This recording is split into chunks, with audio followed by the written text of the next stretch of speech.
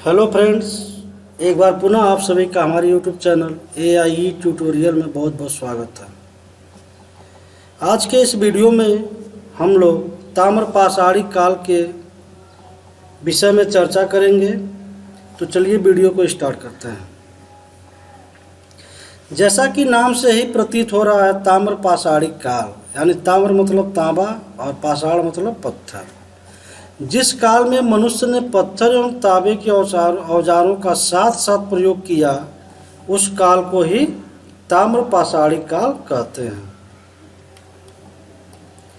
सर्वप्रथम जिस धातु को औजारों में प्रयुक्त किया गया वह थी तांबा, यानी सबसे पहले जो हथियार बनाया गया, औजार बनाया गया, वो तांबे का ही बनाया गया।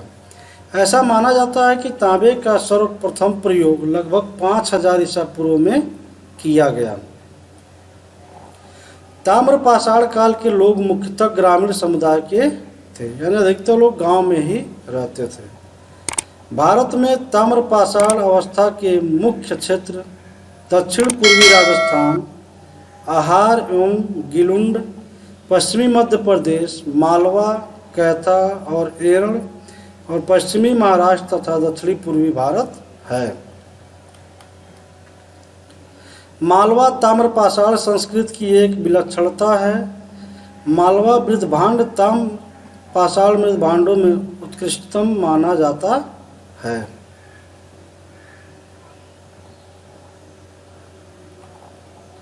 सबसे विस्तृत उत्खनन पश्चिमी महाराष्ट्र में हुए हैं। जहां उत्खनन हुए हैं वे स्थल हैं अहमदनगर के जोरवे, नेवासा एवं दैमाबाद, पुणे में चंदोली, सोनगांव एवं इनाम गांव आदि। ये सभी स्थल जोरवे संस्कृति के हैं। जोरवे संस्कृति ग्रामीण थी, फिर भी इसकी कई बस्तियां जैसे दैमाबाद और इनाम गांव में नगरीकरण की प्रक्रिया प्रारंभ हो गई थी। जोरवे स्थलों में सबसे बड़ा दैमाबाद है। आहार का प्राचीन नाम ताम्बवती अर्थात तांबा वाली जगह है। इस संस्कृत का काल 2100 से 1500 ईसा पूर्व के बीच कहीं रखा जाता है। गिलुंद इस संस्कृत का स्थानीय केंद्र माना जाता है। यहाँ एक प्रस्तर फलक उद्योग के अवशेष मिलते हैं। इस काल के लोग गेहूं, धान और दाल की खेती करते थे। लगभग ये सभी अनाज महाराष्ट्र में नर्मदा नदी के तट पर स्थित नौदा टोली में भी पाए गए हैं। खुदाई के परिणाम स्वरूप इतने सारे अनाज भारत के अन्य किसी भी स्थान में शायद नहीं मिले हैं। यानी ताम्रपाषाण काल के लोग गेहूं, धान और दाल की खेती करते थे। आहार के लोग पत्थर के बने घरों में रहते थे। दैमाबाद की ख्याति भारी संख्या में कांसे की वस्तुओं की उपलब्धि के लिए है। इनमें से कुछ वस्तुओं पर हड़प्पा संस्कृति का प्रभाव लक्षित होता है। इनाम गांव ताम्रपाषाण युग की एक बड़ी बस्ती थी। यह बस्ती किलाबंद है और खाई से घिरी हुई है। यानी इनाम गांव जो था वो ताम्रपाषाण युग का एक बहुत बड़ी बस्ती थी और यह बस्ती चारों तरफ से मतलब किलाबंद थी। किला द्वारा से बंद किया गया था और खाई से भी घिरी हुई है। ताम्रपाषाण के लोग वस्त्र निर्माण से सुपरिचित थे। इसके अतिरिक्त इनाम गांव कुंभकार, धातुकार, हाथी दांत के शिल्पी, चूना बनाने वाले और खिलौने की मिट्टी टेराकोटा बनाने वाले कारीगर भी दिखाई दिए हैं। इस काल के लोगों के संस्कारों और धार्मिक संप्रदायों के बारे में कुछ आभास मिलता है। महाराष्ट्र में लोग मृतक को अस्थि कलश में रखकर अपने घर के फर्श के अंदर उत्तर दक्षिण दिशा में गाड़ते थे। ताम्रपाषाण के लोग मातृ देवी की पूजा करते थे और वृषभ धार्मिक संप्रदाय का प्रतीक था। इस काल में सामाजिक असमानता आरंभ हो चुकी थी।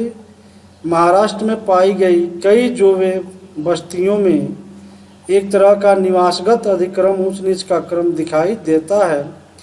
इससे जोरवे में द्विस्तरीय निवास का आभास मिलता है। तिथिक्रम के अनुसार भारत में ताम्रपाषाण बस्तियों की अनेक श्रृंखलाएं हैं। कुछ तो प्राक हड़प्पीय हैं, कुछ हड़प्पा संस्कृति की समकालीन हैं तथा कुछ हड़प्पोत्तर काल की हैं। प्राक हड़प्पा अवस्था संस्कृति के अंतर्गत राजस्थान के कालीबंगा एवं हरियाणा के बनवाली स्पष्टतः ताम्रपाषाणिक हैं। सिंध प्रांत के कोटदीजी भी ताम्रपाषाणिक अवस्था की हैं। कायथा के मृत भांडों पर प्राक हड़प्पन और हड़प्पोत्तर संस्कृति का प्रभाव दिखाई देता है। 1200 ईसा पूर्व के लगभग ताम्रपाषाणिक संस्कृति का लोप हो गया। केवल जोरवे संस्कृति ही 700 ईसा पूर्व तक जीवित रही। ताम्रपाषाणिक वस्तुओं के लुप्त होने का कारण अत्यल्प वर्षा यानी सूखा माना जाता है। ताम्रपाषाण अवस्था का महत्व। सभी ताम्रपाषाण समुदाय चाकों पर बने काले व लाल मृत भांडों का प्रयोग करते थे। चित्रित मृत भांडों का प्रयोग सर्वप्रथम ताम्रपाषाणिक लोगों ने ही किया था। यानी मिट्टी के जो बर्तन बनाए जाते थे उस पर चित्र भी बनना शुरू हुआ था, जो सबसे पहले ताम्रपाषाणिक युग में ही प्रारंभ हुआ था। दक्षिण भारत में नवपाषाण अवस्था अलक्षित रूप से ही ताम्रपाषाण अवस्था में परिणत हो गई। अतः इन संस्कृतियों को नवपाषाणीय ताम्रपाषाण संस्कृति का नाम दे दिया गया। मालवा एवं मध्य भारत में जैसे कायथा और एरण की बस्तियां ताम्रपाषाण काल की सबसे प्राचीन बस्ती है, पश्चिमी महाराष्ट्र की बस्तियां बाद की मालूम होती हैं। सर्वप्रथम ताम्रपाषाण के लोगों ने ही प्रायद्वीपीय भारत में बड़े बड़े गांव बसाए। मध्य प्रदेश में कायथा एवं एरण की और पश्चिमी महाराष्ट्र में इनाम गांव की बस्तियां किलाबंद हैं। पश्चिमी भारत में संपूर्ण समाधान तथा पूर्वी भारत में आंशिक समाधान प्रचलित था। ताम्रपाषाण स्थलों से हल और फावड़ा भी पाया गया है। ताम्रपाषाण युग के लोग लेखन कला से अनभिज्ञ थे तथा न ही नगरों में रहते थे, जबकि कांस्य युगीन हड़प्पाकालीन लोग नगरवासी हो गए थे। यानी ताम्रपाषाण कालीन लोग लेखन कला को नहीं जानते थे और ये नगर में भी नहीं रहते थे, ग्रामीण क्षेत्रों में ही रहते थे, जबकि कांस्य युगीन यानी हड़प्पाकालीन लोग नगरवासी हो गए थे, नगरों में रहना प्रारंभ कर दिए थे। सबसे बड़ी ताम्र निधि मध्य प्रदेश के गुंगेरिया से प्राप्त हुई है। इसमें 424 तांबे के औजार एवं हथियार तथा 102 चांदी के पतले पत्थर प्राप्त हुए हैं।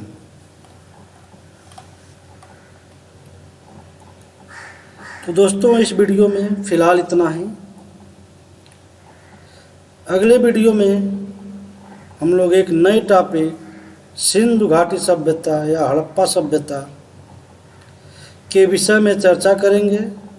तब तक के लिए जय हिंद।